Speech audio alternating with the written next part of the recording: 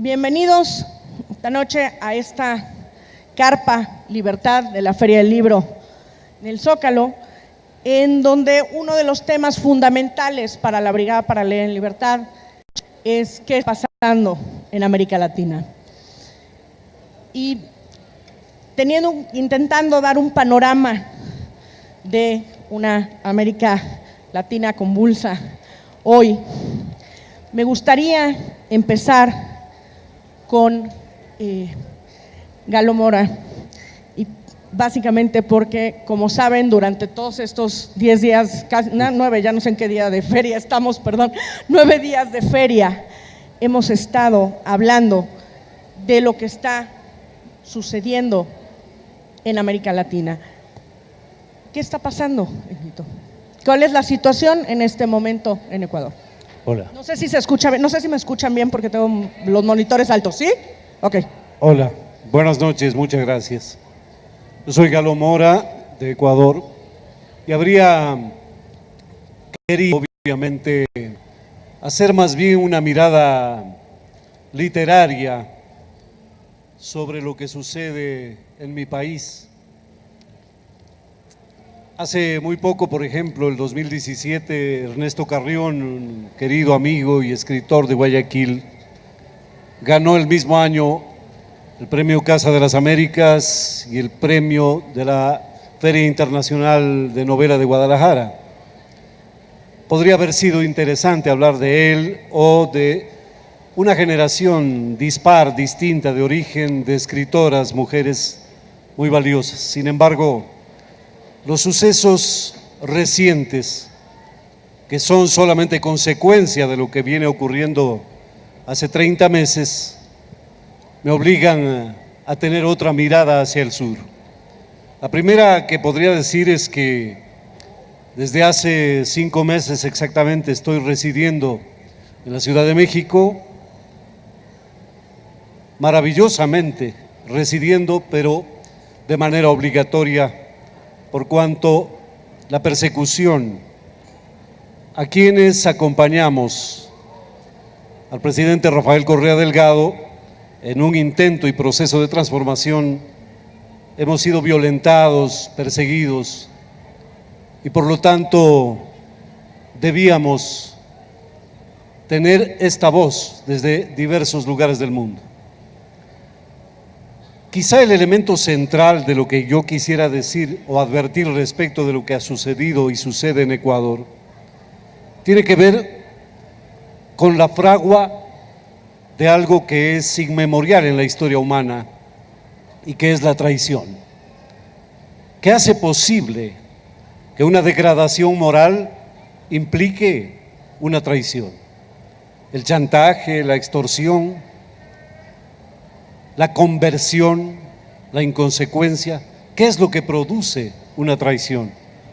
Porque les quiero recordar que, a diferencia de otros procesos como el de Argentina y el de Brasil puntualmente, donde en el un caso Bolsonaro y la ultraderecha brasileña, y en el otro caso ya directamente el capital financiero argentino a través de Macri, ganaron las elecciones, en el caso ecuatoriano las elecciones las ganamos nosotros, las ganó el movimiento de la Revolución Ciudadana, con Rafael Correa a la cabeza liderando ese proceso y el presidente Moreno Garcés o el candidato Moreno Garcés como el emblema de la profundización de ese proceso. También se preguntarán por qué no nombro con el nombre de pila al presidente Moreno Garcés. Y es que, dada la traición de la que hemos sido víctimas, yo jamás podré volver a nombrarlo con su nombre de pila, porque es una deshonra para el nombre del más alto de los líderes de la revolución bolchevique. Así que de aquí para adelante solo será Moreno Garcés.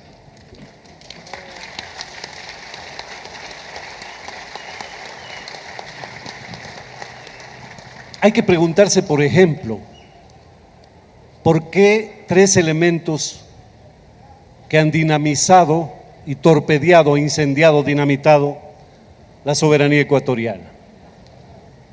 El primero, permitir que las Islas Galápagos, que son un patrimonio natural de la humanidad, de un homenaje a Darwin, de un homenaje al ser vivo de la naturaleza. Recordemos que en nuestra Constitución ecuatoriana del 2008, por primera ocasión en la historia del universo se otorgó derechos a la naturaleza.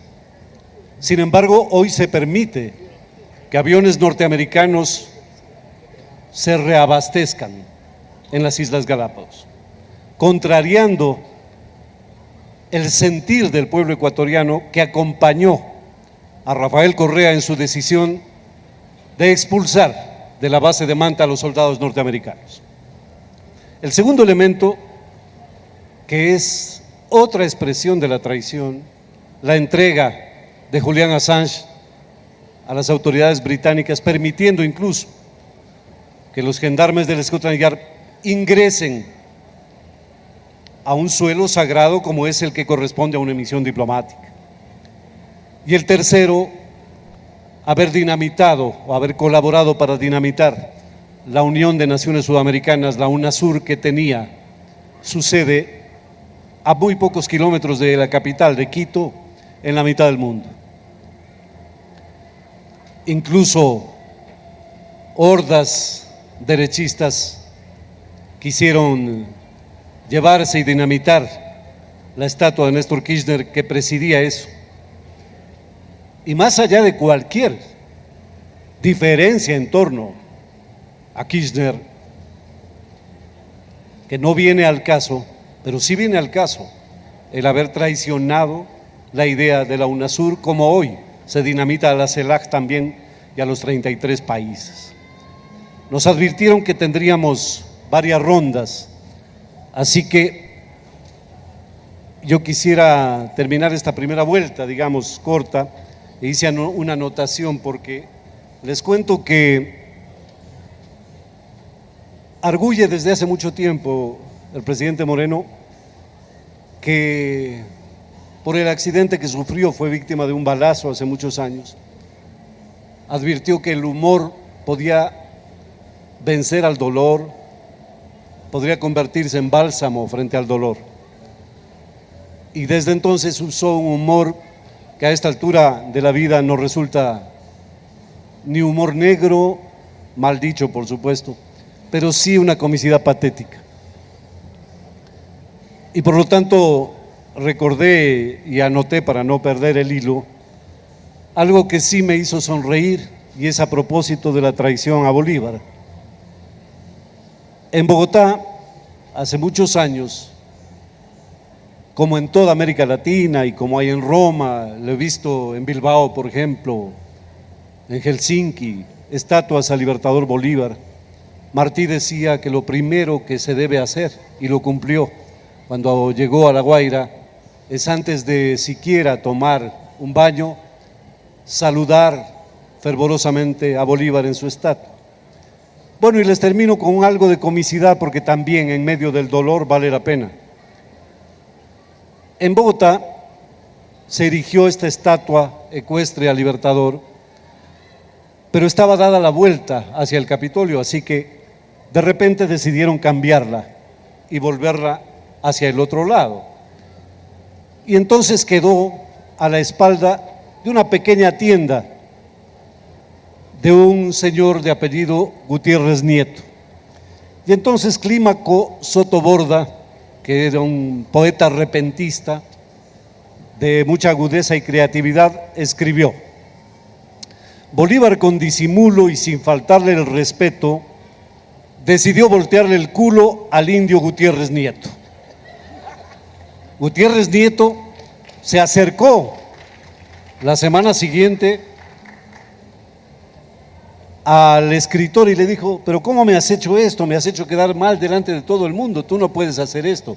En ese libelo y en otro tienes que rectificar, no puedes decirme eso.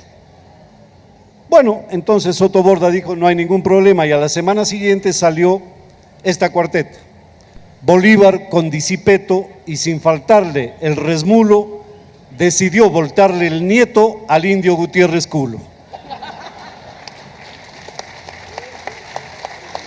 Muchísimas gracias, Galo. Si algo está, cuando armamos esta feria, una de las cosas que habíamos planteado era, ya tuvimos una mesa sobre Argentina y mañana vamos a tener una mesa sobre Brasil con Manuela. Y yo decía que eran 2 mesas en las que todo el mundo tenía que venir con papel y lápiz a apuntar básicamente qué es lo que necesitamos para que no suceda en México. Me gustaría un poco que si Manuela nos contara cuál fue la condición para llegar a un gobierno de terror, como es el gobierno de Bolsonaro, y qué está haciendo la resistencia.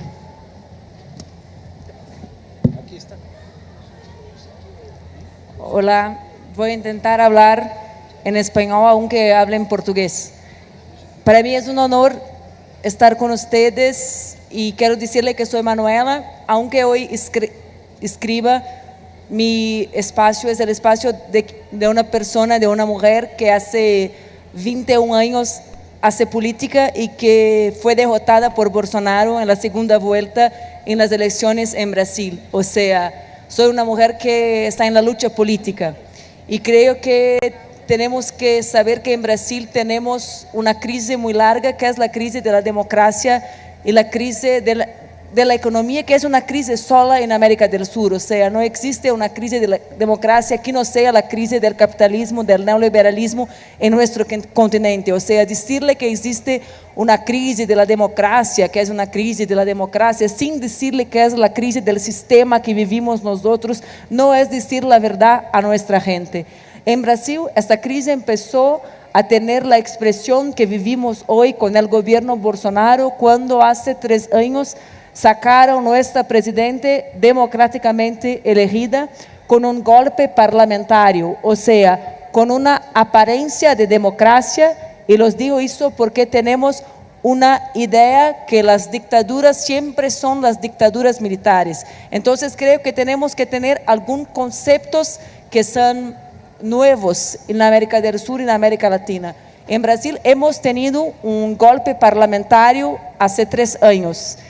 En conjunto con el golpe parlamentario donde sacaron a Dilma, han empezado el juicio del presidente Lula, lo que el Papa Francisco ahora trabaja mucho, un argentino, parcero de los luchadores de América del Sur, trabaja mucho con el concepto del lawfare, o sea, el Estado judicial, los jueces amparados por el poder económico de la media.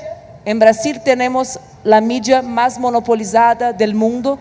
Tenemos solo 5 familias que son dueñas de todos los medios de comunicación en Brasil. O sea, atenten para la comunicación en México, para que no pase lo que pasó en Brasil. Atenten para la democratización de la comunicación, cómo hablar con la gente, lo que pasa en verdad.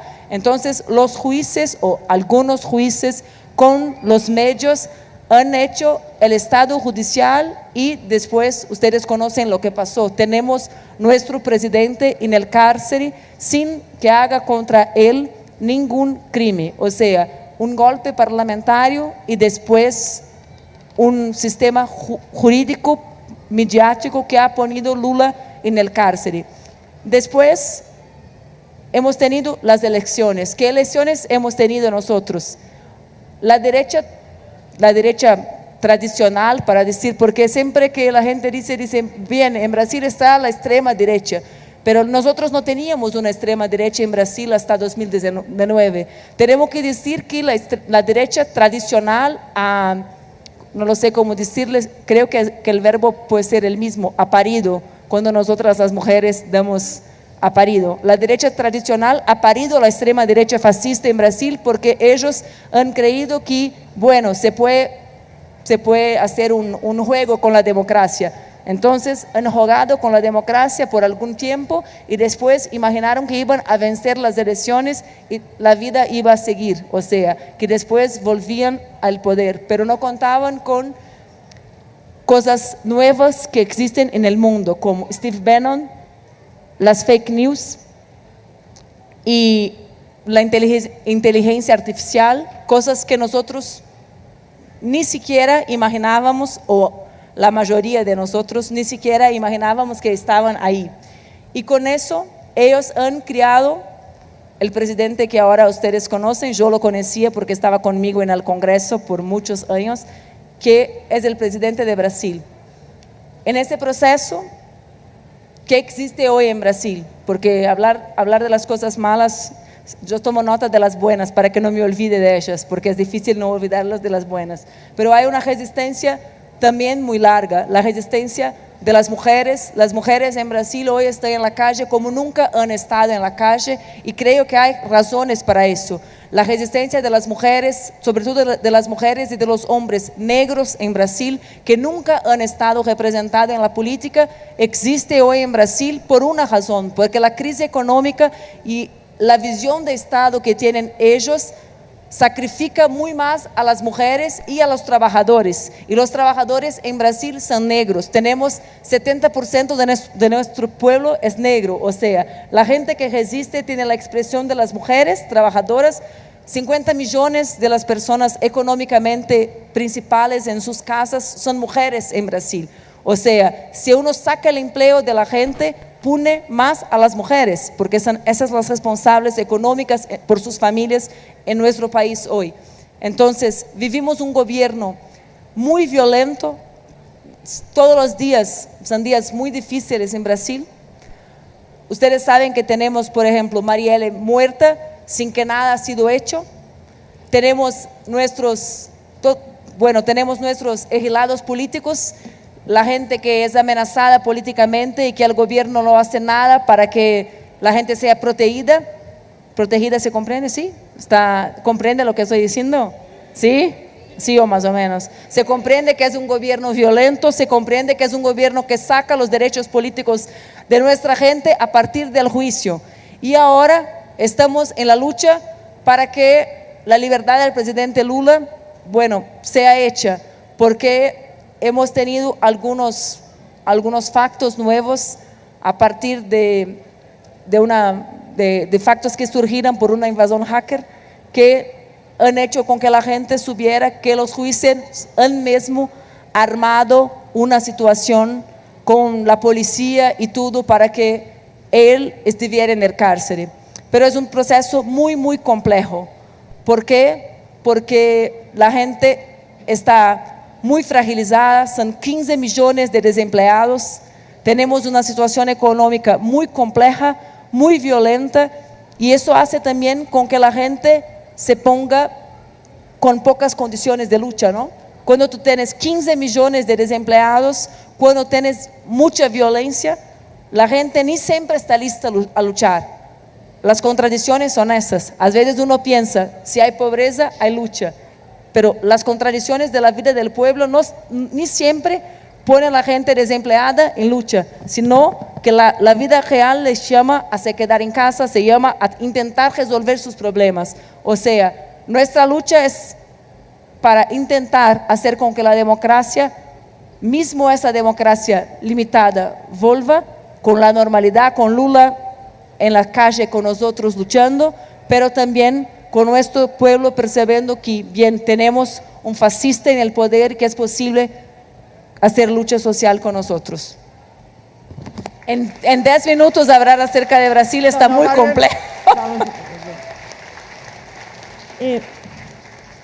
Juan, me gustaría un poco que nos contaras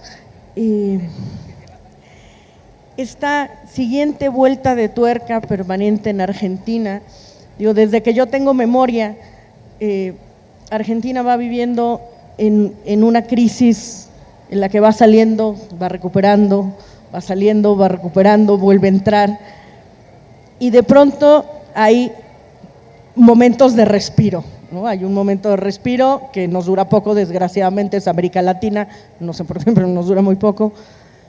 ¿Cómo se sobrevive a estar luchando permanentemente con eso? Bueno, buenas tardes a todos.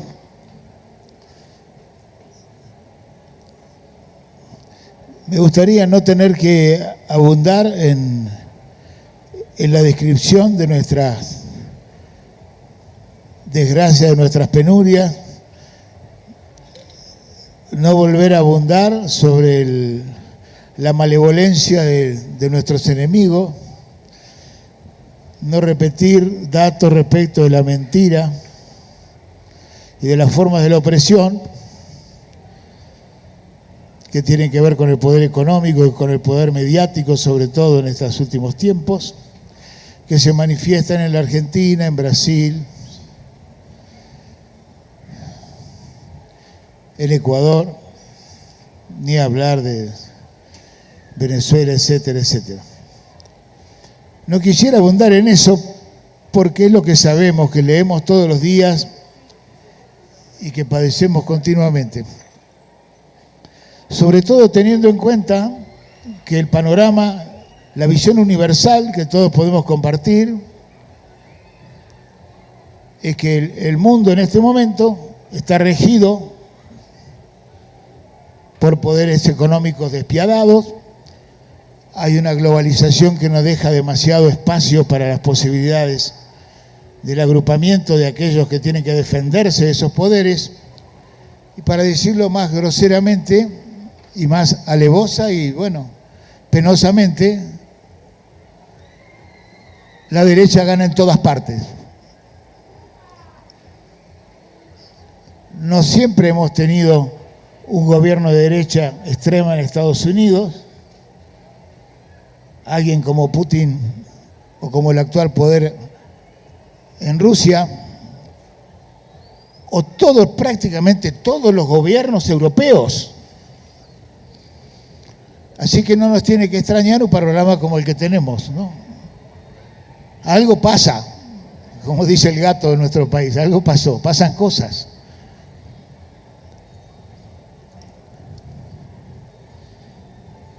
Por lo tanto,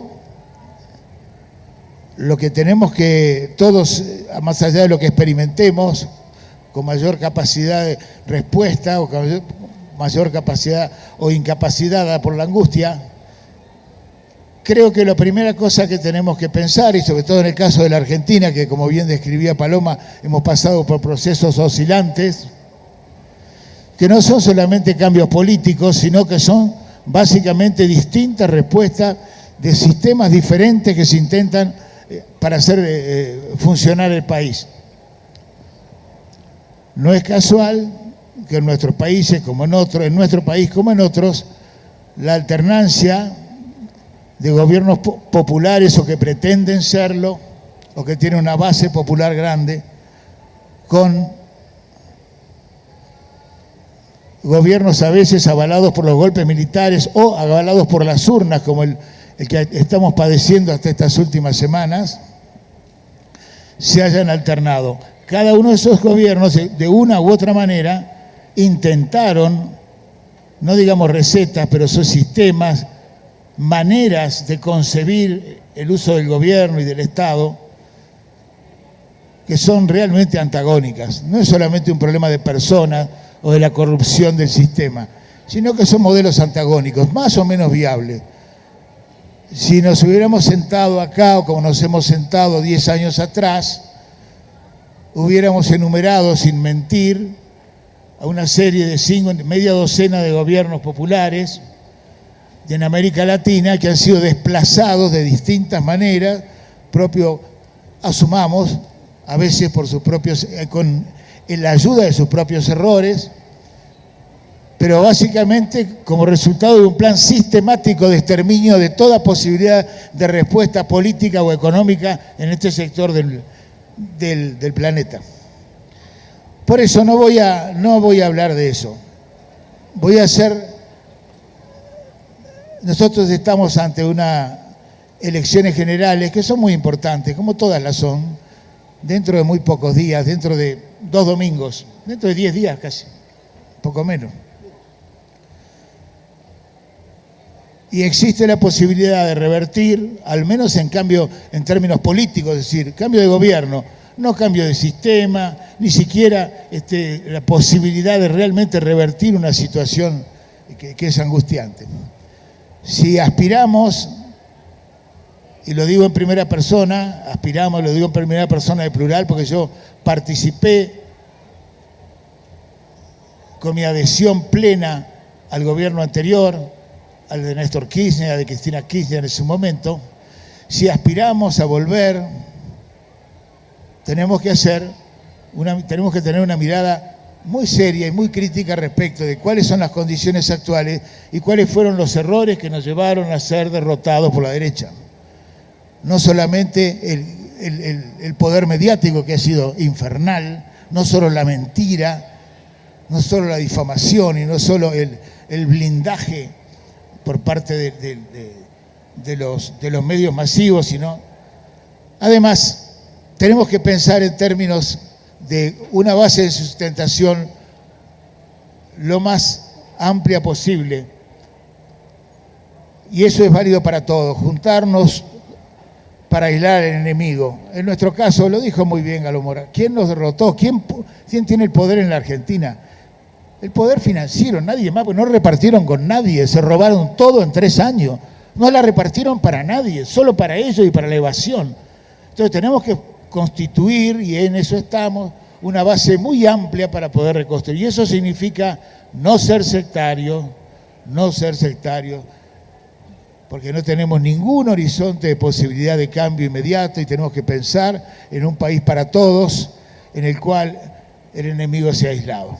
Así que para que dentro de 10 días no tengamos que volver a padecer, pensemos con autocrítica y con seriedad que el horizonte es un horizonte que depende, entre otras cosas, de nuestra generosidad y nuestra capacidad de trabajo. Muchísimas gracias, Juan. Jorge, me gustaría preguntarte una cosa que cambió por completo la situación de lo que estaba pasando en los últimos años en Cuba. Cuando de pronto muere Fidel, viene un pequeño cambio, hay una pequeña apertura de parte del gobierno de Barack Obama y de pronto nos azota, no solo a ustedes, nos azota a toda América Latina, pues el huracán categoría 5 llamado Trump. ¿Y qué cambió?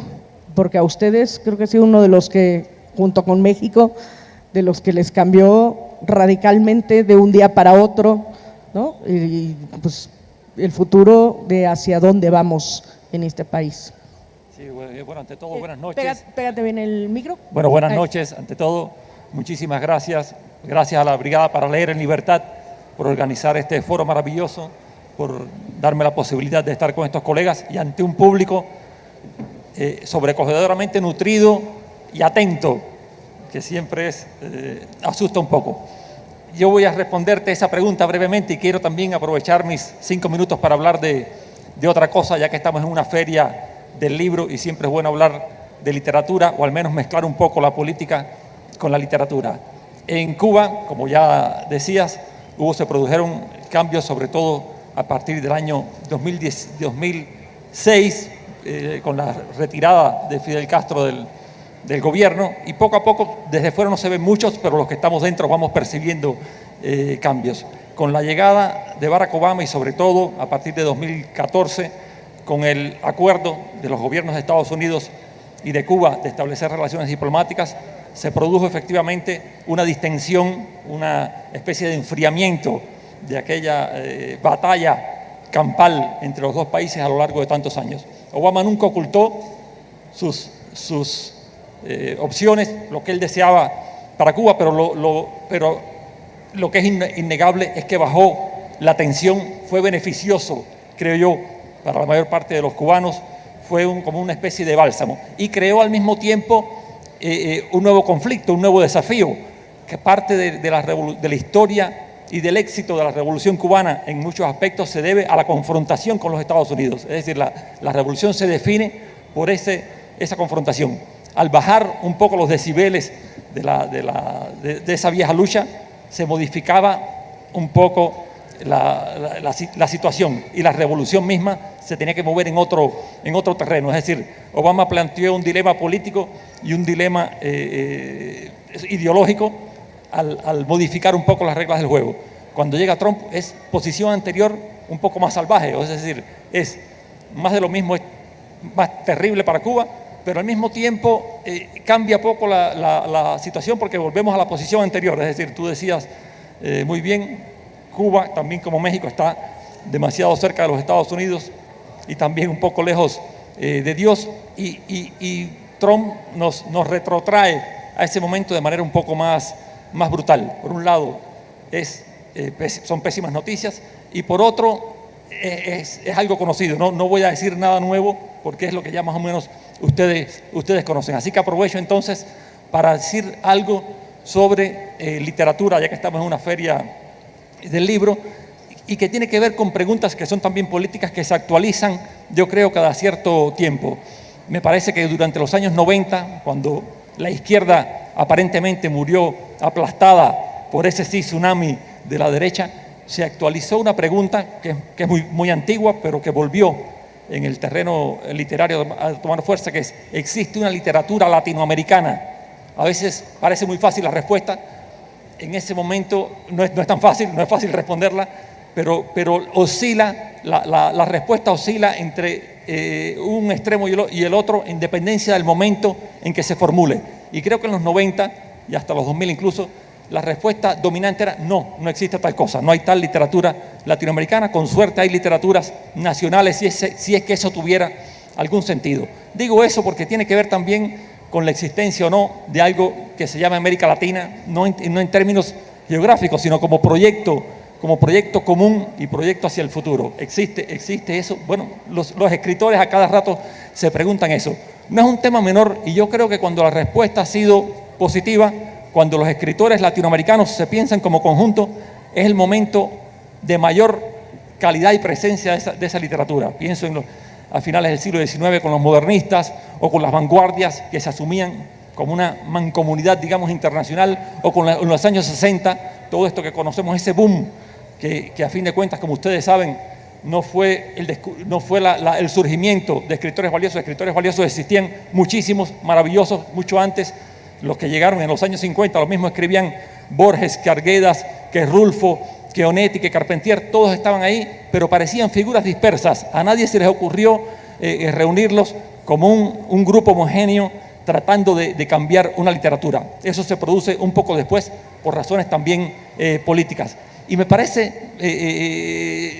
que cuando la literatura goza de mayor salud en sentido general, a lo mejor ustedes me ponen ejemplos que echan abajo mi teoría, es cuando los escritores se entienden como parte de una comunidad mayor.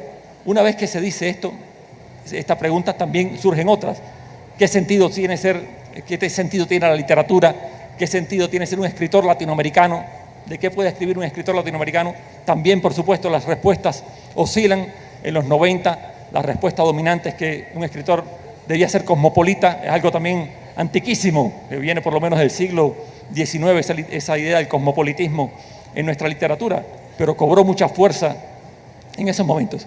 Y me parece que en los últimos años ha ocurrido algo interesante, que se ha ido moviendo un poco esas nociones dominantes, quizás por nuestra propia historia, por esta historia convulsa de la que hemos estado hablando, aunque la literatura siempre tiene una relación tensa con la política, siempre tiene una relación inevitablemente conflictiva, porque por supuesto la literatura no puede dejar de ser política, no puede dejar de ser, el escritor no puede dejar de ser un ciudadano, y al mismo tiempo sabemos que es un reino autónomo que se defiende con uñas y dientes, trata de mantener su autonomía a toda costa, aunque esas relaciones, ya les digo, con la política oscile, también a veces más entregada, otras veces más reticente la literatura hacia ella. Y lo que les decía que me parece interesante, habría que ver aquí con calma en los libros que se están circulando, es que ha habido una especie de repunte de géneros aparentemente menores en los últimos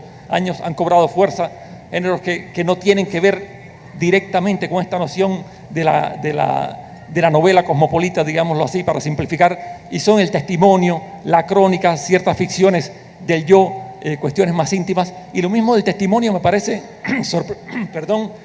sorprendente, porque fue un género, como ustedes saben, que cobró notoriedad, sobre todo a partir de los años 70, precisamente el premio Casa de las Américas institucionalizó un género que ya existía. Hay cierto consenso en reconocer que fue Operación Masacre del argentino Rodolfo Walsh, un libro fabuloso del año 57, el que consagró el género testimonio, pero hay grandes ejemplos precedentes. En el propio México está Juan Pérez Golote de Ricardo Posas, creo que del año 48.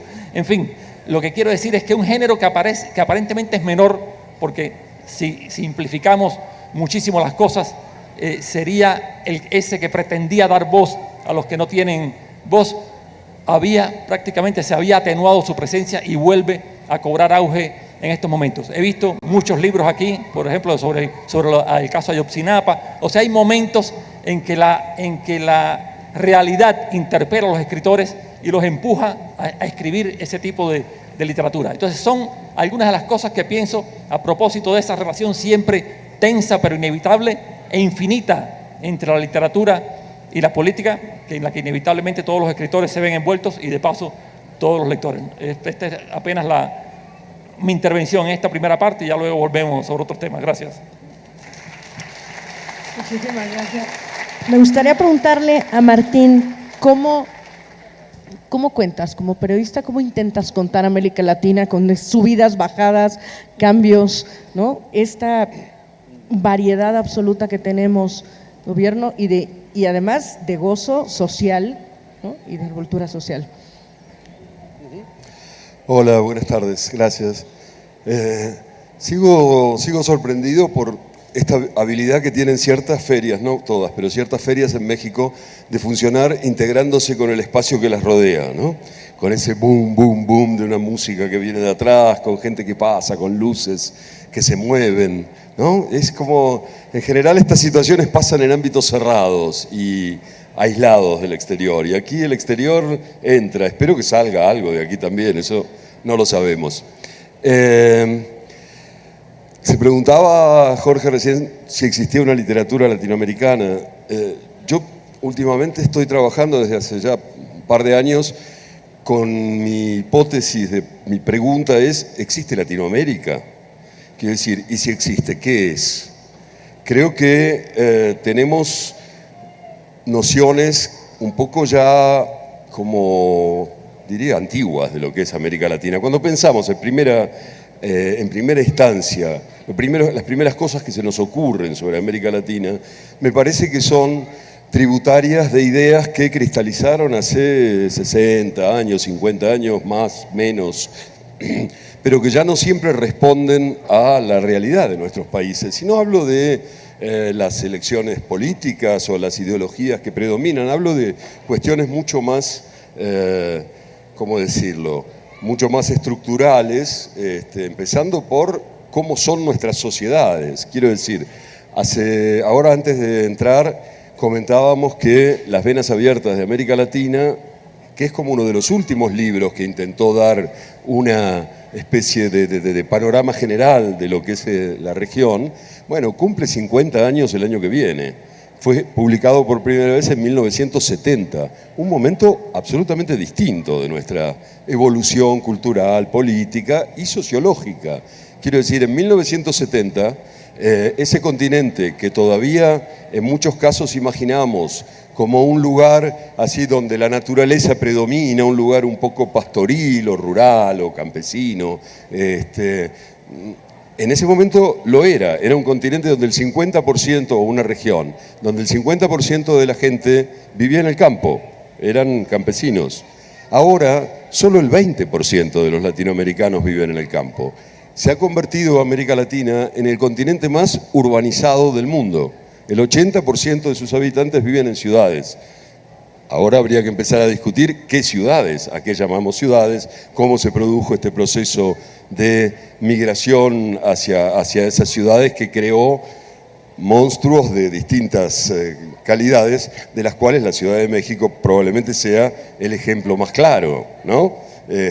Ciudades absolutamente sobrepasadas por los millones y millones de personas que han migrado hacia ellas y que se han instalado, en muchos casos como pueden, por supuesto, en situaciones muy precarias y demás. Pero más allá de estas consideraciones, muy válidas, por supuesto, lo cierto es que el continente es muy distinto y no sé si todavía no nos quedan muchas rémoras en nuestra mirada de lo que era antes de que todos esos cambios se produzcan. Por eso me interesa, y estoy trabajando desde hace un par de años, tratando de ver, bueno, qué puedo aportar en cuanto a actualizar esa mirada, digamos, en cuanto a mirar un poco el conjunto y ver cuáles son los elementos que más quizás han cambiado y cómo y en qué dirección han cambiado.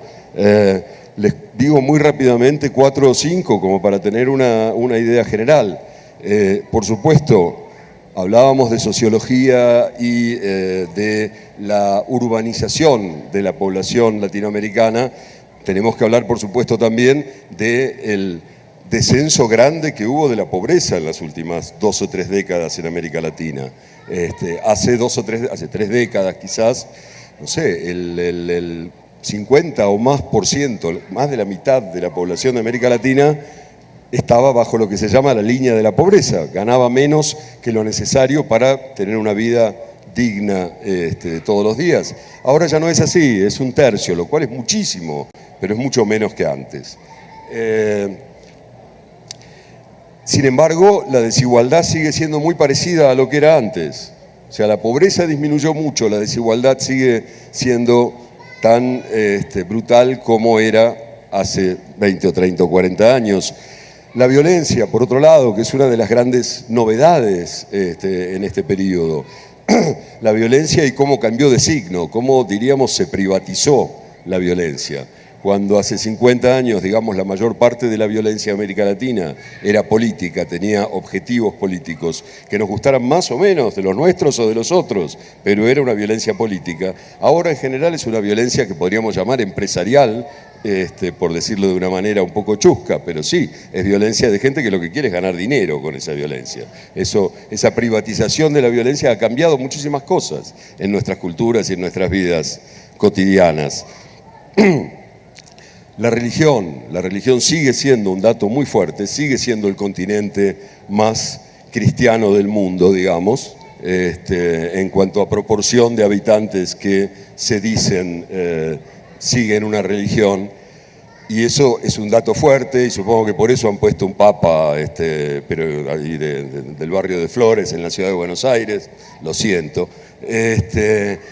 Pero lo cierto es que ya, a diferencia de, insisto, hace 3 o 4 décadas, ese predominio religioso de la Iglesia Católica está cada vez más disputado por lo que llamamos los evangelistas o los cristianos o lo que sea. Yo acabo de estar ahora en Guatemala trabajando sobre esto la semana pasada. Guatemala es el primer país de América Latina donde los evangelistas son más que los católicos. Pero el problema es que la tendencia es muy fuerte en ese sentido. Quiero decir, cada vez aumenta más el evangelismo, la Iglesia Católica se defiende, vemos al evangelismo como una fuerza que en general apoya a la derecha y a todo el conservadurismo social y demás. Y yo creo que a veces somos injustos, es cierto que son así, pero es cierto que la Iglesia Católica muchas veces no la vemos así, porque como lleva 500 años siéndolo, entonces ya nos acostumbramos. Pero bueno, la cosa es que hay esa batalla también por la hegemonía religiosa que es súper interesante en este momento.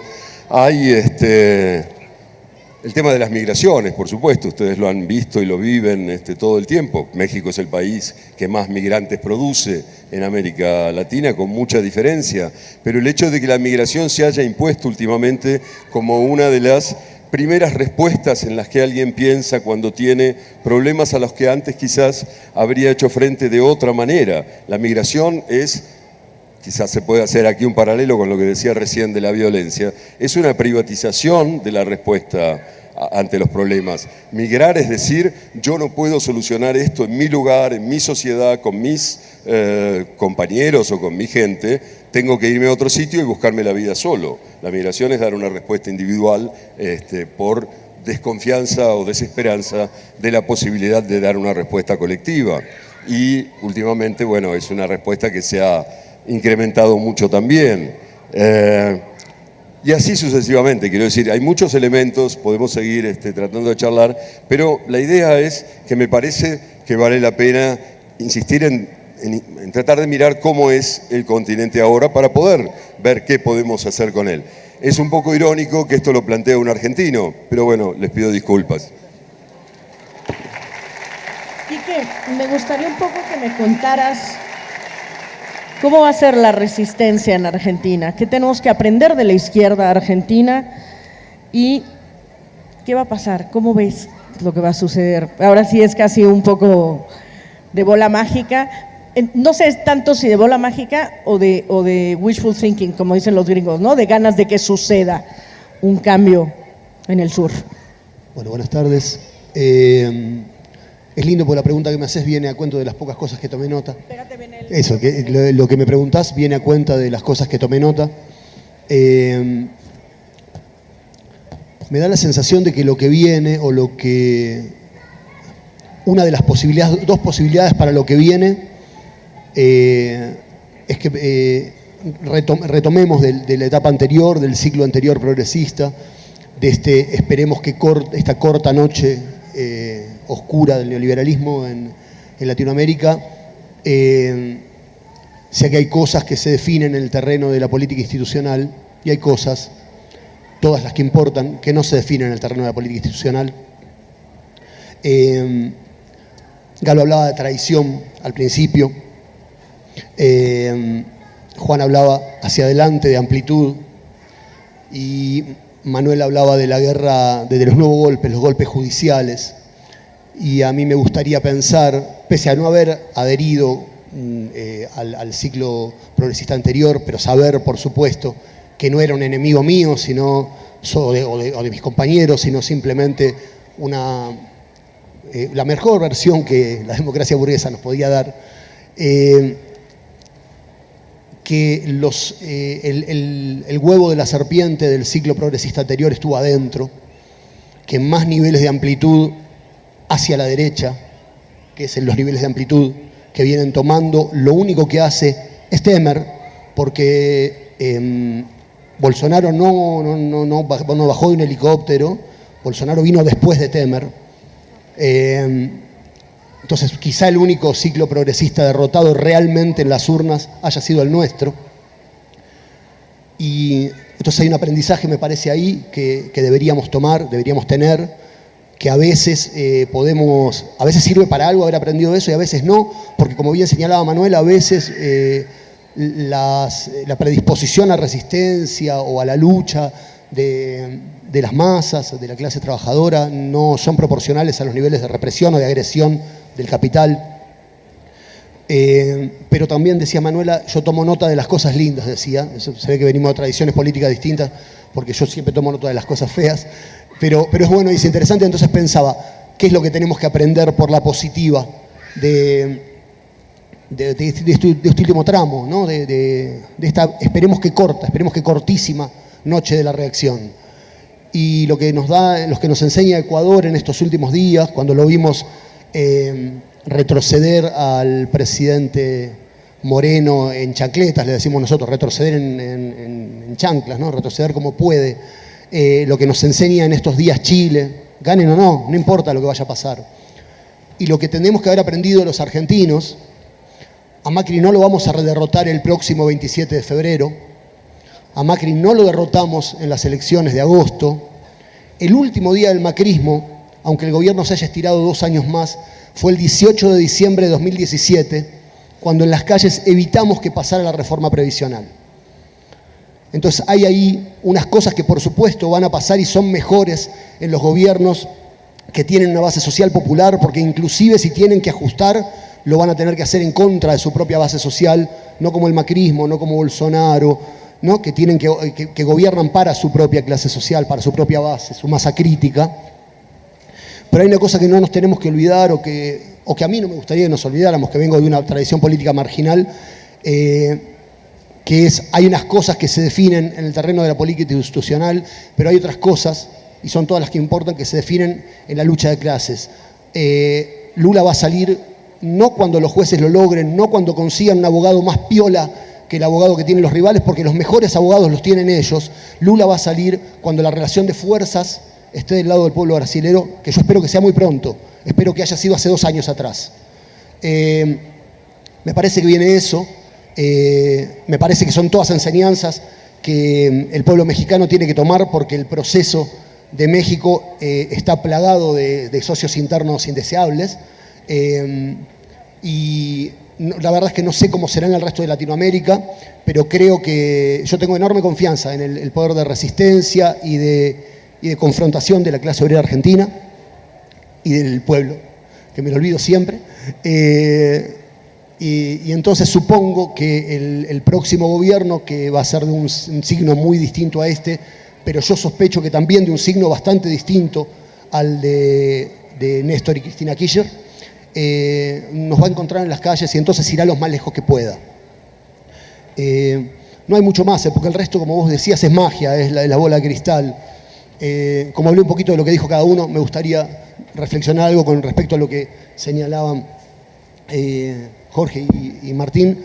Si los cambios que se dieron en Latinoamérica en todos estos años son estos que señalaba Martín o son otros, o son estos y otros, pero si se dieron de manera más o menos homogénea en el continente, al único lugar posible que nos lleva tenemos que pensar Latinoamérica de nuevo, pero Latinoamérica existe, Latinoamérica es una. A nosotros nos costó más tiempo que a los demás descubrirla, a nosotros los argentinos quiero decir, pero ahora que la descubrimos no la vamos a saltar así de fácil. Y me parece que además la respuesta al capital financiero, a la reacción a los nuevos grupos religiosos, tiene que ser dada de manera continental, que la geopolítica o el viejo internacionalismo están más actuales que nunca, y que entonces eso, necesitamos de ustedes y ustedes de nosotros, y así las cosas.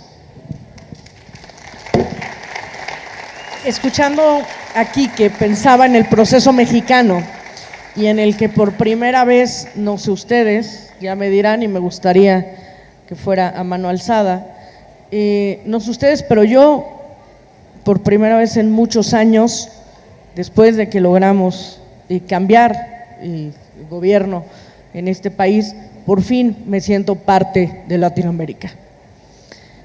Durante muchos años éramos pues otro país del norte, desgraciadamente, con todo el mundo viendo hacia el norte, con una economía viendo hacia el norte, y con un nivel de presión en donde México no volteaba a ver al sur.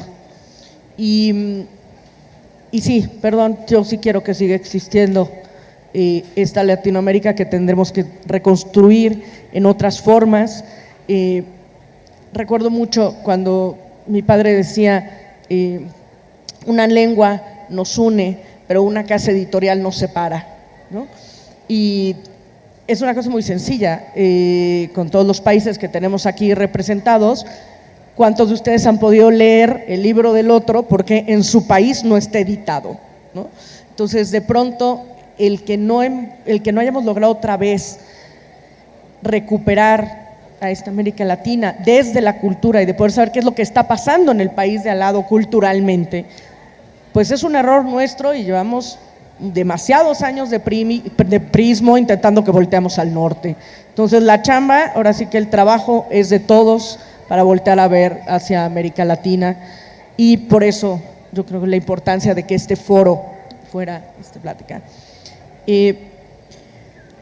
Vamos, no sé cómo vamos de tiempo y si nos vamos a las 2 horas, por ahí no tengo a nadie, sí, nos vamos a las 2 horas, o sea que seguimos sin ningún problema. Quiero decirles que el libro, por cierto, el libro que se está repartiendo es un libro que hizo la Brigada con una antología de pequeños textos de algunos de los invitados que pudimos reunir para regalar esta feria, y lo queríamos, si me pasan por ahí uno para que lo pongamos en mesa, y lo queríamos regalar ahora. ¿Cómo seguimos? ¿Para dónde? ¿Cómo avanzamos? Ecuador nos dio una lección brutal esta semana, una lección desde el pueblo indígena hacia las autoridades, y de verdad fue para quitarse el sombrero. Yo que no soy, muchos de ustedes lo saben, no soy una aplaudidora de la 4T de gratis.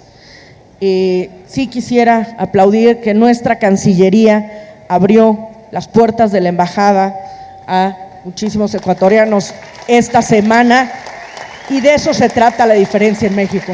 Para eso tenemos un gobierno diferente, para que se abran las puertas, para que se terminen las fronteras, y para que vayamos entendiendo que América Latina somos desde el norte del Río Bravo para abajo.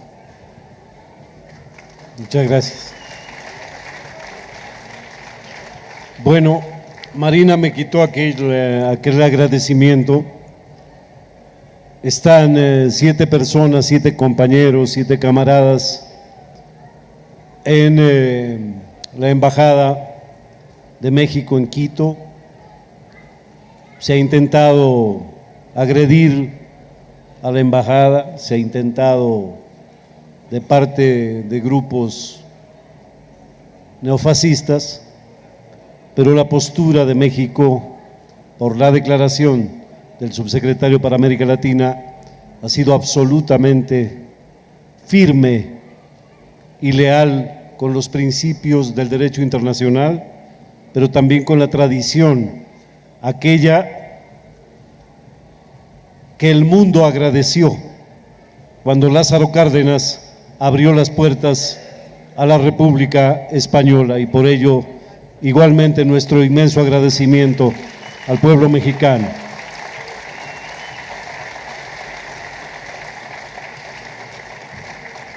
Van surgiendo algunos temas de la charla que se va desenvolviendo y que requieren de comentarios.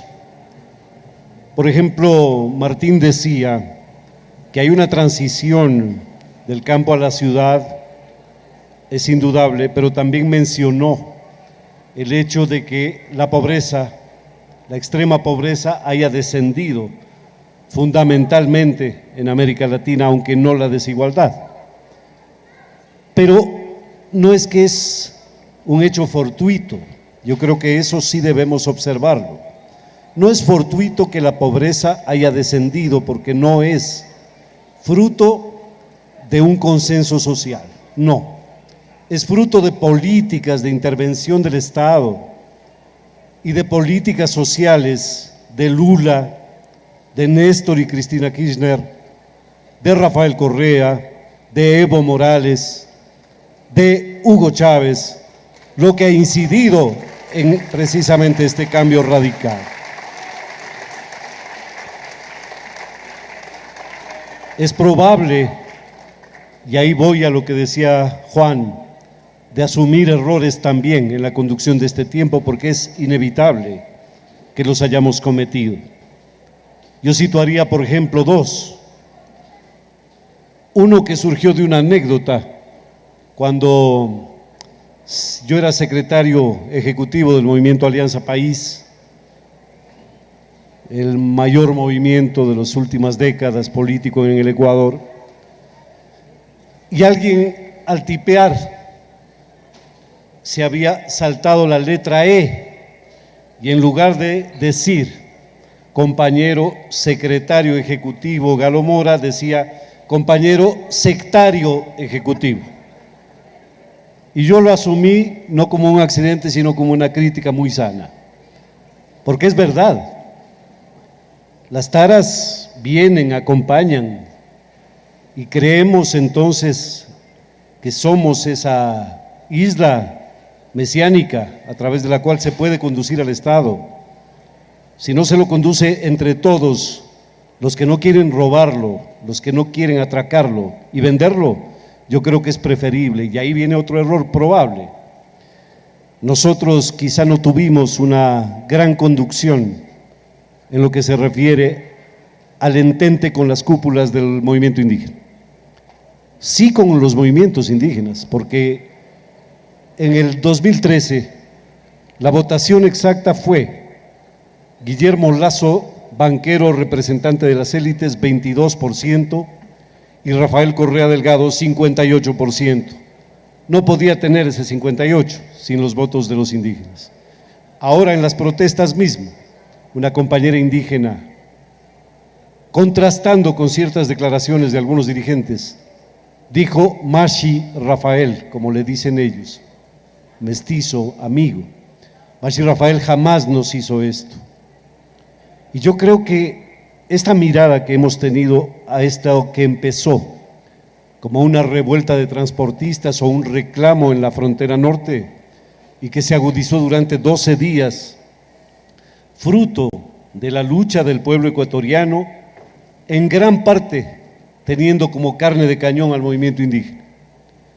Y entonces vale la pena regresar a ver, sin eufemismos, con mucha humildad, la conducción de muchos de esos sectores preteridos históricamente y que, como bien decía Rafael Correa también, no pueden ser tratados paternalmente, sino de igual a igual, pero también de igual a igual llevar ciertas decisiones de Estado. Ellos utilizan mucho, el pueblo, los pueblos indígenas utilizan mucho el gerundio, ese que los escritores no podemos usar, o se nos dice que no podemos usar. Y recuerdo un gran poeta ecuatoriano, César Dávila Andrade, que decía, anda, en una obra fundamental para entender esto que se llama Boletín y Elegía de las Mitas, él decía, anda, amigo de mi angustia, anda, diles, da diciendo. Y ahora un poeta de mi generación, Miguel Ángel Zambrano, ha escrito sobre estos momentos que hemos vivido también algo que me ha conmovido, porque dice, vinieron los olvidados a darnos muriendo, a darnos muriendo. Por eso yo también desde aquí, desde la Ciudad de México, yo elevo un clamor que podría convertirse en un aplauso para el pueblo indígena ecuatoriano y al pueblo ecuatoriano en general.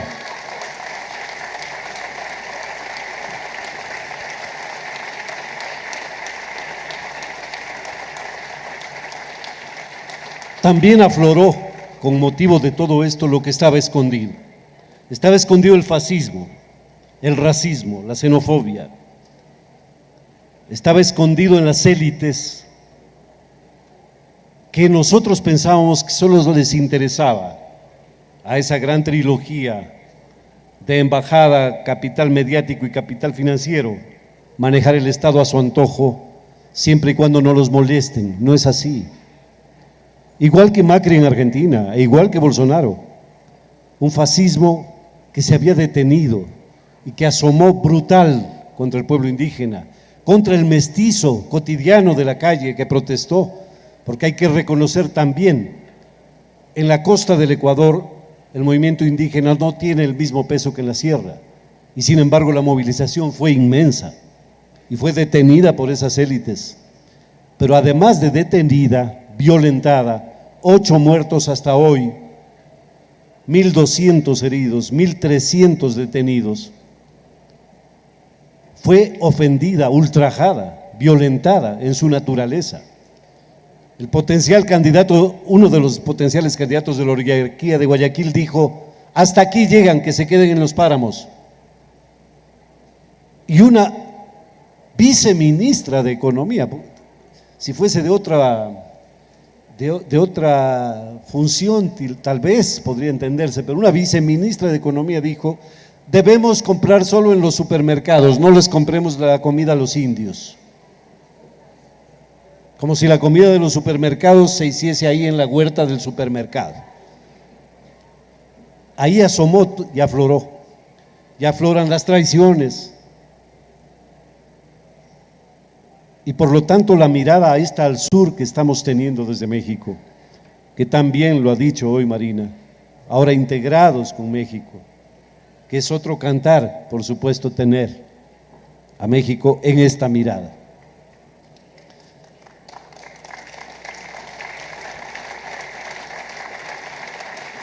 Es verdad, como dice Martín, que muchas cosas han cambiado. Y del 70 de las venas abiertas, claro que han cambiado muchas cosas, pero hay otras que no se han movido y que más bien son peores. Por ejemplo, cuando la masacre del 68 en Tlatelolco, un gran escritor, filósofo y compatriota mío y de ustedes y de todos los latinoamericanos, que fue profesor muchos años en México, Bolívar Echeverría, decía, Gracias por ese aplauso a Bolívar. Bolívar decía, después de mayo del 68, la Plaza de las Culturas, de las tres culturas se suponía, ¿no? Prehispánica, colonial, mestiza, tiene que tener la cuarta versión, que es la anticapitalista, porque hayan muerto los anticapitalistas. Y los anticapitalistas siguen luchando, seguimos luchando, porque en eso casi no ha cambiado nada, porque el imperio está ahí. Solo 10 añitos parece que se descuidó porque le interesaba Irak, porque le interesaba Siria, ¿no es cierto? Ahora está metido en Turquía. No, ya volvió los ojos otra vez a la espalda. Evo Morales decía con muchísima razón, en Estados Unidos es el único país que no se producen golpes de Estado porque ahí no hay embajada norteamericana.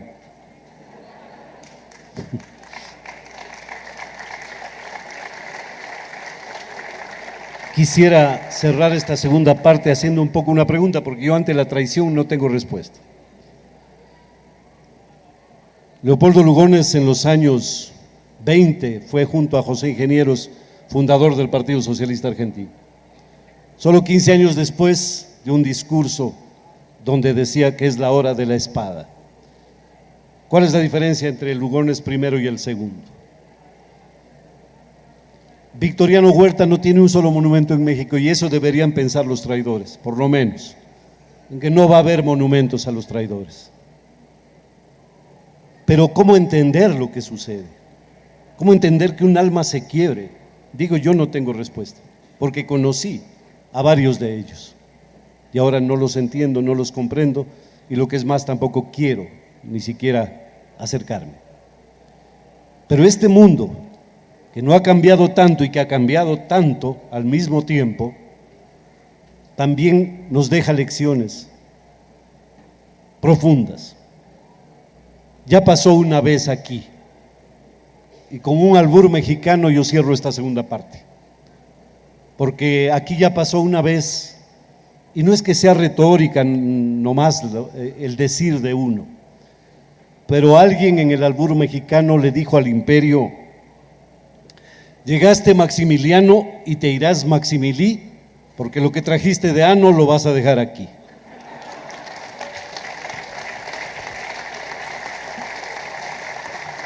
Hay dos temas que me gustaría, y que fuera una pregunta como colectiva, me gustaría que todos intentaran contestarme.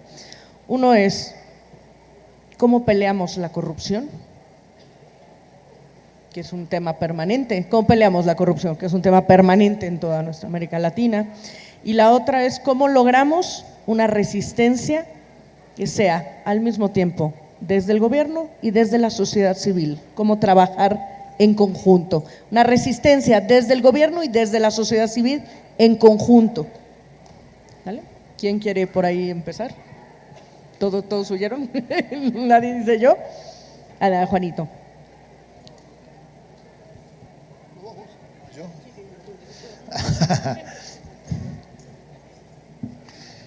El otro día escuchaba al profesor Castel, creo que era, hablando del fenómeno de la corrupción como un fenómeno estructural y de algún modo determinante o significativo en los procesos últimos de nuestras sociedades, ¿no?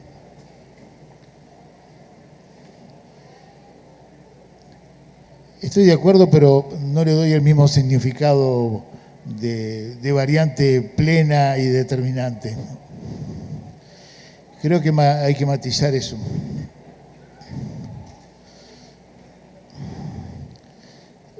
En general, lo que ha sucedido muchas veces en nuestros países es que la vara para medir el concepto de corrupción es diferente para aquellos que detentan el poder económico y aquellos que no lo tienen.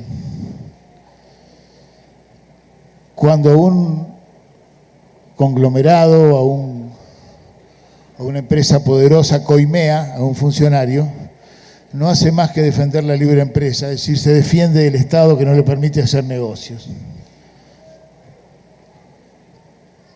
Toda vez que algún gobierno que defiende el papel del Estado como regulador de las relaciones sociales buscando un equilibrio que el capitalismo salvaje no permite, ese Estado se convierte en un Estado para la gran prensa, en un Estado intervencionista, un Estado totalitario, y aquellos que coimean a los funcionarios para entrar en las licitaciones, etcétera, etcétera, se sienten libres de culpa y cargo, porque no están defendiendo otra cosa que la libertad de empresa. Así que la medida para medir la corrupción como un fenómeno y postular que la corrupción sea un fenómeno endémico y propio de nuestras sociedades, a mí me parece que es mentirosa. Lo de país bananero, lo de países sin instituciones, los países llenos de gobernantes corruptos, son verdades a medias y tienen que ver con los corruptores. Es como hablar de la prostitución y no hablar de la clientela. En cuanto a lo que hay que tener en cuenta, que el poder financiero está esencialmente corrompido. Es delictivo en su mismo accionar. El Fondo Monetario Internacional es una empresa hecha para robar. Es una entidad que se dedica a la usura. Y la usura es un delito criminal. Y ese es el sistema que gobierna nuestros países. Aquellos que piden créditos para pagar unas deudas que luego no pagan y que endeudan al pueblo por generaciones, como ha pasado con 3 años en la Argentina, dicen que luchan contra la corrupción. ¿Qué es más corrupto que un funcionario que tiene sus fondos fuera de su país y que declara suelto de cuerpo que lo hace porque no tiene confianza en su país? Y que eso no es denunciado por la prensa como un despropósito moral. Entonces, ¿qué me hablan de los ladrones de gallina? Cuando es un sistema esencialmente corrupto y esencialmente mentiroso el que nos gobierna. Quiere decir que es una tarea ardua, y esa tarea ardua, para desmontar todas estas cuestiones, es fundamental que lo que se realice desde el Estado esté acompañado por una base social cada vez más amplia, que los sectores sociales que acompañen la tarea del Estado sean cada vez mayores. Aislar a aquellos que son pocos en última instancia, numéricamente en nuestros países, que son los beneficiarios de estas políticas criminales. Eso es muy complicado y vuelvo a lo que decía al principio. Tenemos que ser humildemente conscientes de nuestra debilidad por sí mismos y tenemos que juntarnos para oponernos a ellos. Y retomando un poquito lo que decía Galo con respecto a la descripción correcta que había realizado Martín, a mí me parece que, subrayando un poquito lo que Galo decía, que si bien un texto como Las venas abiertas tiene 50, 60 años o los que tenga, su descripción de las realidades que hasta ese momento eran válidas para describirse como la realidad de América Latina sigue siendo vigente. Lo que podríamos sí escribir son unas nuevas venas que estarían igualmente abiertas, que vendrían del 70 hasta ahora. Es decir, lo que necesita ese texto es una actualización. Porque hay algunas constantes que lamentablemente, más allá de las modificaciones que bien Martín describía, hay algunas constantes y algunas cosas que se han subrayado mucho en los últimos tiempos que hacen a la novedad de las formas de la opresión.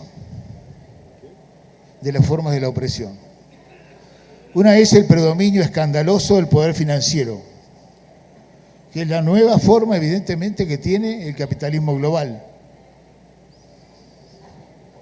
Tipos que no hacen otra cosa que mover plata. Nadie labura. Y la otra cosa es el concepto de dependencia. que sigue absolutamente vigente, con todas las variables que queramos, pero hay pueblos oprimidos y pueblos opresores, eso existe, de distintas maneras y podemos matizar todo lo que queramos y podemos repartir responsabilidades en todos los bandos, pero la desigualdad a nivel universal está cada vez más acentuada y mientras esa desigualdad a nivel universal no sea modificada por la vía que fuere, seguiremos viviendo en el escándalo de la inmensa cantidad de nuestra población mundial que vive en la más ominosa miseria, con toda la riqueza que somos capaces de generar. Y esto no quiere ser demagogia. Creo entonces que sí, que hay una descripción de una realidad de la América Latina que de algún modo ya tiene sus años, que lo que necesita es una actualización. Pero creo que esa actualización va a refrendar el hecho de que siguen estando abiertas esas venas.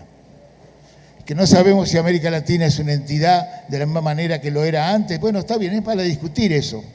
¿Quién sabe si somos una totalidad cultural o no, o ya somos otra cosa? Eso no lo sé. Pero que la opresión existe y que las diferencias y que las formas de opresión son cada vez más tremendas y más poderosas. El poder mediático no existía de la manera que existe entonces, de lo que existe ahora no existía entonces, y el poder financiero. Por eso, políticas de Estado acompañadas por políticas sociales. Es un desafío para los gobiernos, llamémoslo progresistas, como concede Quique.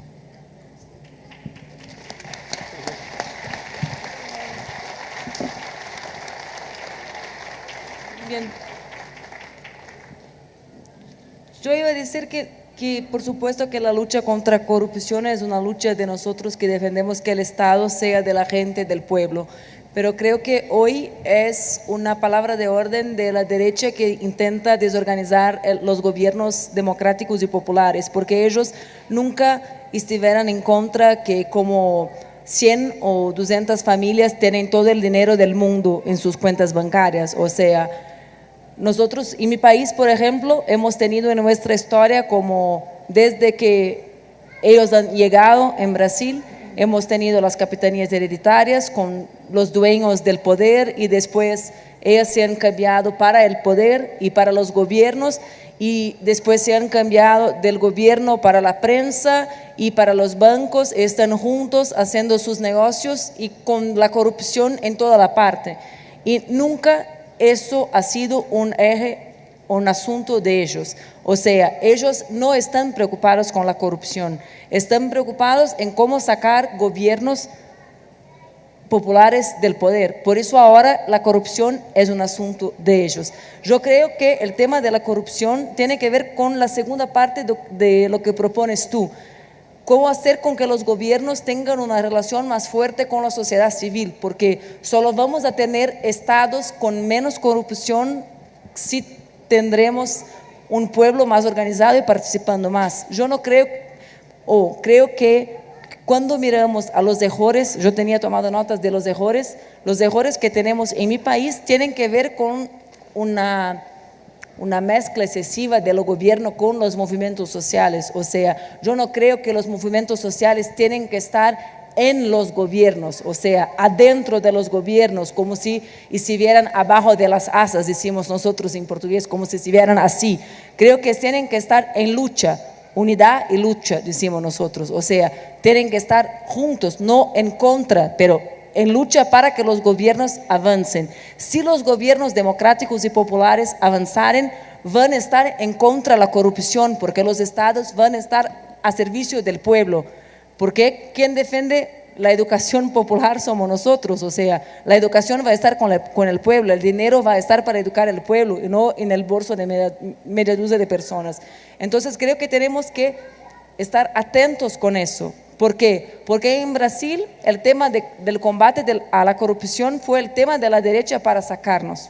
O sea, y algunos de nosotros decían, no tenemos que hablar de eso. Sí, tenemos que hablar de eso. ¿Por qué? Porque nosotros no somos los corruptos. Los corruptos son ellos que hace 500 años ponen toda la plata del pueblo en sus paquetes, en sus casas. Además, yo tengo ganas de hablar acerca de una cosa que fui tomando nota, porque ellos hablan en español, así tengo que tomar nota no solo de las bellas cosas, sino también de lo que hablan ustedes, porque hablan en otro idioma y muchas cosas. Sí, creo que tenemos que hablar de errores, pero yo creo que no estamos viviendo la crisis que estamos viviendo por cuenta de nuestros errores, compañeros y compañeras. Sí, tenemos errores. En Brasil tenemos, en mi opinión, el error de que, bien, hemos estado menos en la lucha social lo que podríamos estar. Creo que tenemos el error de no intentar con tanta disposición hacer el cambio de la media como han hecho en Argentina. No es muy más complejo, tenemos otra sociedad, no es la misma sociedad. Tenemos otro problema en Brasil que tiene que ver con la situación de las drogas, que es algo muy sencillo en Brasil. Tenemos 65.000 muertos al año en Brasil, 100.000 desaparecidos al año, que son 100.000 muertos. O sea, tenemos casi 200.000 muertos al año y tiene que ver con eso, con el tráfico de drogas en nuestro país. O sea, es algo muy significativo para el pueblo. Y hemos tenido como casi 15 años en el gobierno central. O sea, la gente también piensa, ¿por qué no han hecho algo acerca de eso? Pero yo creo que tenemos que saber que el capitalismo vive una crisis muy larga. La última crisis del capitalismo en el mundo ha producido el nazifascismo. O sea, no podemos pensar que estamos viviendo con lo que estamos viviendo en Brasil, con lo que estamos viviendo en Argentina, con lo que estamos viviendo en Ecuador, con lo que estamos viviendo en Chile, con lo que estamos viviendo en Paraguay, con lo que estamos viviendo en Bolivia, con lo que estamos viviendo en todo nuestro continente por cuenta de nuestros errores, o solo por cuenta de nuestros errores. La democracia liberal ha sido algo que ellos han en algunos momentos utilizado cuando fue posible. Ni siempre el capitalismo fue democrático, ni siempre. El capitalismo no es democrático, naturalmente democrático. Tenemos que tener en nuestra cabeza eso. En Latinoamérica, por pocos años fue democrático. Hemos vivido dictaduras en todos nuestros países. O sea, si no nos quedamos iludidos que esta economía, la economía capitalista, es democrática. No, compañeros y compañeras, no es democrática. El capitalismo generó el fascismo, la última grande crisis.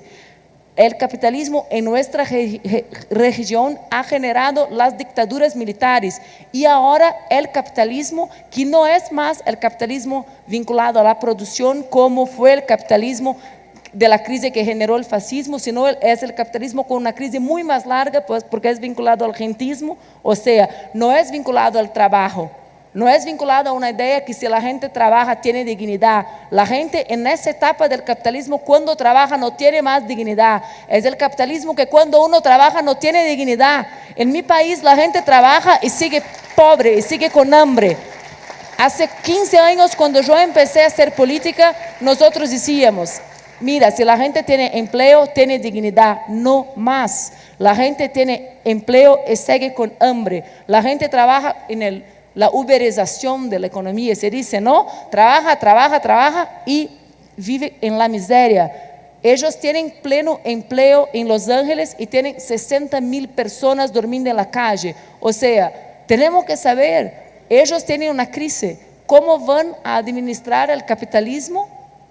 ¿Con democracia o sin democracia? A mí me parece que sí, tienen una manera de contestar. Para toda Latinoamérica, sí hay Latinoamérica, para ellos hay, sin democracia. ¿Por qué? Porque para Latinoamérica no hay espacio para eso, para ellos, porque aquí tenemos que trabajar para garantizar que ellos sigan teniendo lo mejor. Ellos tienen el mejor. Así que si no sabemos quién somos nosotros, miremos a quién son ellos. Siempre es más sencillo mirar quién somos nosotros. Si no es muy fácil saber quién somos nosotros, miremos a los otros. Así, cuando una compañera me pregunta, ¿por qué luchas por las mujeres? Si no es sencillo mirar por qué soy feminista, le contesto, ¿tú no te crees diferente de un hombre? Tú puedes salir en la calle caminando en la noche. Tú educas a tu hija como a tu hijo. Tú trabajas como tu compañera en tu casa. Si tú no sabes si hay Latinoamérica, mira a los europeos. Ellos no tienen 36%, 36-1 de desigualdad en sus países como yo tengo en el mío. Así, la democracia, el capitalismo no va a ser democrático más en nuestro continente. Y lo que vive en Brasil me garantiza, no es por nuestros errores. Eso no significa que no los tengamos. Significa que tenemos que luchar para superar el capitalismo y construir otra democracia. Creo que eso es importante que tengamos en mente.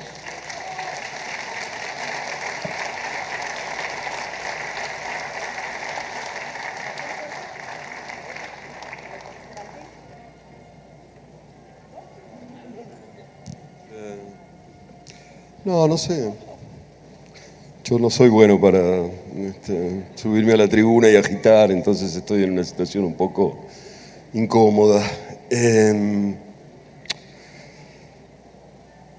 Con respecto a la corrupción que hablaba Juan y Manuela y así, yo suelo creer que la corrupción está sobrevalorada en el sentido de que es una vara que se usa cuando no se quieren usar varas más reales. A ver, lo que quiero decir es, ¿qué es lo que quiero decir? Que la corrupción o la honestidad frente a la corrupción, digamos, la limpieza, es una condición necesaria, pero en absoluto suficiente. Quiero decir que lo he escrito algunas veces, he hablado en esos términos de lo que yo llamo honestismo, que es esta idea de creer que la honestidad alcanza, la falta de corrupción alcanza para que una sociedad funcione como a uno le gustaría que funcione. Alguien puede ser muy honestamente, digamos, un gobierno puede ser muy honestamente de derecha y construir autopistas para que los coches se vendan más y anden más rápido por ahí. Y la gente que no tiene coche va a seguir igualmente jodida, aunque ese gobierno sea honesto. Un gobierno puede ser muy honestamente de izquierda y entonces construirá, en vez de esas autopistas, no sé, un tren o un transporte común para que todos puedan movilizarse. La no corrupción, digamos, es, insisto, una condición necesaria pero no suficiente. Y lo que pasa es que en nuestros países, en las últimas décadas, parece como si fuera lo que más importa y ha permitido no discutir política, o sea, no discutir cuál es el proyecto político que cada uno de los sectores propone. Vienen y no, porque no roba, lo voto porque no roba. Sí, no roba, pero ¿qué va a hacer entonces? Va a mantener los salarios bajos, va a construir autopistas, va a no pagar seguridades sociales, va a no poner dinero en la salud pública, en la educación pública y en todo eso. Bueno, eso es lo que hay que discutir, no si roba o no roba, y a eso es lo que yo llamo honestismo, la idea de que lo único que importa es si el tipo es honesto o no es honesto. Parece una caricatura, pero sucede así en muchos de nuestros países muy a menudo. Es lo que define elecciones, es lo que hace que gobiernos sean elegidos. Se hablaba aquí de errores y demás. Yo creo que en la Argentina que Macri haya sido elegido tiene mucho que ver con esta idea que consiguieron imponer de que eran honestos porque eran ricos. La idea de que los ricos son honestos. Qué curioso. Uno debería pensar lo contrario, porque por algo son ricos, por algo se han quedado con toda la que había. Pero se impuso muy bien esta idea. No, ya son ricos, no necesitan robar. No necesitan robar. Bueno, con respecto al tema de la corrupción. Otra cosa que quería muy brevemente apuntar. Decían Galo y Juan, hablaban de cómo ha bajado la pobreza en América Latina en los últimos 20 años o 30 años. Y Galo hace un momento enumeraba una serie de líderes políticos, muchos muy respetables, como la razón por la cual esto había sucedido. Ojalá yo pudiera estar de acuerdo, ojalá los datos pudieran estar de acuerdo. Voy de nuevo, ojalá los datos pudieran estar de acuerdo. Lamentablemente, cuando uno mira los datos, y por eso es que a mí me interesa trabajar sobre qué es ahora América Latina, cuando uno mira los datos ve que en países con gobiernos tan poco progresistas como Colombia, como Perú e incluso como Chile, la pobreza ha bajado mucho, ha bajado a niveles semejantes a los que bajó en otros. No en todos. En Bolivia, por ejemplo, es el país que más ha reducido la pobreza en los últimos 20 años y es, bueno, evidentemente ahí el gobierno de Evo Morales tiene muchísimo que ver. Pero insisto, en Perú o en Colombia o en Chile, que no tuvieron un puto gobierno progresista en todo este periodo, la pobreza bajó en términos equivalentes a los que lo hizo en países de gobiernos progresistas. Entonces digo, pensemos en los datos, porque si no nos quedamos en esta especie de pensamiento voluntarista, voluntarioso y lleno de voluntad, que es el que finalmente nos hace cometer errores. Ojalá fuera así, ojalá la pobreza hubiera sido solamente combatida o hackeada, digamos, o descendida por los gobiernos que lo proclaman. En nosotros también, y entonces hay algo que hay que entender sobre qué estuvo pasando en las últimas décadas para que esto sucediera. Por supuesto, ahí podemos empezar a discutir qué pasó con la suba de las materias primas durante la primera década del siglo, en los años 2000, todas las materias primas que lamentablemente nuestros países siguen produciendo primordialmente, digamos, lo que más hacemos es producir materias primas. Bueno, estaban caras, entonces eso permitió que sobrara un poco más de plata, que por supuesto se usó de maneras muy distintas según las ideas de cada gobierno, pero eso hubo en todos. Bueno, nada, quiero decir, tratemos de respetar un poco los datos, los hechos, las realidades, porque si no a veces, y a mí me da pena decirlo, yo lo hago muy a menudo, nos embarcamos en grandes cabalgadas en las cuales después nos damos cuenta de que nos habíamos equivocado porque no quisimos mirar la realidad sino nuestros deseos. Perdonen. Le pido, Quique, que cierre esta mesa. Básicamente porque creo que en cualquier momento literal nos van a apagar la luz. Creo que hoy literalmente vamos a cerrar esta feria. Así que cierra, por favor, Quique. Sí, muy cortito. Hay en esta segunda vuelta bastantes acuerdos. Los acuerdos tienen, por supuesto, matices. Hay un acuerdo más o menos general en que la corrupción es un problema, pero no es el problema central, pero por distintas razones. En mi caso me gustaría subrayar que con o sin corrupción, 28 familias son las dueñas de mi país. Con corrupción se sumaron otras 12, digamos. Las primeras 16 familias son las que siempre fueron dueñas del país. Es fácil por los apellidos, ¿no? Peña, Brown, Mitre, Bullrich, demás. Pero claro, por ejemplo, el presidente de la Nación tiene un apellido italiano y es un hombre que sí ha construido su imperio. Su padre ha construido el imperio un poco, en parte desde la producción, un poco en negocios turbios con el Estado. Y en esta última etapa han podido fugar cantidad de plata. Ahora, si el macrismo no hubiera fugado nada de plata, igualmente 28 familias serían las dueñas de mi país. Entonces la corrupción es como un primer problema, pero no es el central. Para lo que decía Galo Juan, lo de la inmoralidad de la fuga de dinero, me parece que engancha con lo que decía Galo, que era construir, hay un punto del que no hay retorno, es que hay que construir anticapitalismo. Y anticapitalismo no quiere decir sembrar una huerta en tu casa y no comprar en los hipermercados, no quiere decir hacerte tu propia ropa, quiero decir, no es una jiponada el anticapitalismo.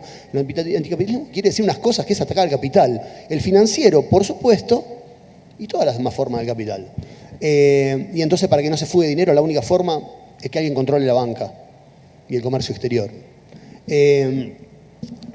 La otra pregunta que hacía Marina tenía que ver con las formas de resistencias dentro del Estado y fuera. Yo en eso acuerdo un montón con lo que decía Manuela. Me parece que los que acompañan el nuevo ciclo progresista, incluso los que no acompañemos tanto, tenemos que hacer mucha fuerza en la construcción de poder popular independiente del Estado, acompañándolo en los momentos que sea dable acompañar, pero tratando siempre de tensionarlo. Los gobiernos progresistas, los gobiernos populares de América Latina tienen dentro de sus propias coaliciones sectores más reaccionarios y tienen, por supuesto, intereses de clase. Hay patrones dentro de esos gobiernos. Los patrones van a tensionar en un sentido, nosotros tenemos que tratar de tensionar en el otro. Los que decidan hacerlo desde adentro de la mejor manera posible, tratando de tener el sí difícil, y los que tratemos de tensionar desde afuera, tratando de obligarlos a ir lo más lejos posible. No mucho más por ahora. Gracias por haberse quedado hasta tan tarde y gracias a los compañeros por aguantarme. Muchísimas gracias a todos. Solamente porque Martín mencionó cierta retórica que yo había usado y yo me comprometo fundamentalmente a incluso escribirte con el tema de la reducción no solo de la pobreza, sino de los índices de desigualdad. Yo creo que ese es un punto fundamental que tiene que ser advertido, y como nos van a apagar la luz, decirles que cuidado con creer las cosas cotidianas que nos dicen. Anteayer un disfrazado de sacerdote dijo que Fidel Castro, Evo Morales, Rafael Correa, Cristina Kirchner tenían miles de millones en el Vaticano. El Vaticano aclara que no hay un solo centavo depositado allí, y al nombrar aquello yo hago un reconocimiento, ya que Jorge está aquí, a quien no había visto hace algunos años, porque parecería que de tanto estar ya lo olvidamos. Al comandante Fidel Castro siempre mi corazón. Muchísimas gracias. Ahora sí, literal, cerramos la feria.